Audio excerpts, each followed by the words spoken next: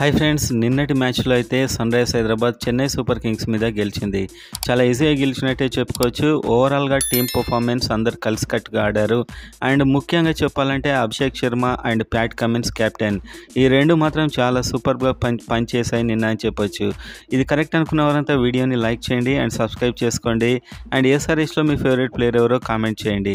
And match అయ్యాక అయితే ఇంటర్వ్యూలో మాట్లాడుతూ అభిషేక్ శర్మ తనకు సంబంధించిన సీక్రెట్స్ అయితే చెప్పడం జరిగింది. సో తన బ్యాటింగ్కి, తన యొక్క కాన్ఫిడెన్స్కి మెయిన్ కారణం అయితే యువరాజ్ సింగ్ అండ్ అదేవిధంగా మాజీ కోచ్ అయిన బ్రియాన్ లారా.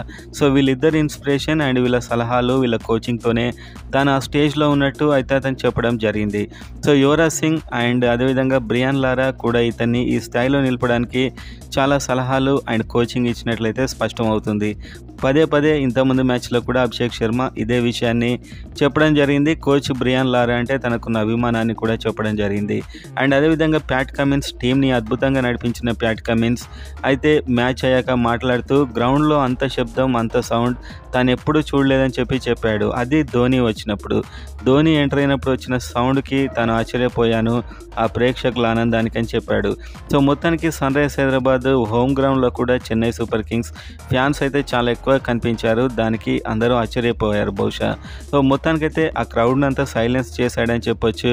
సిఎస్కే మీద ఒక రకంగా చెప్పాలంటే ఎస్ఆర్హెచ్ ఈజీగానే గెలిచింది.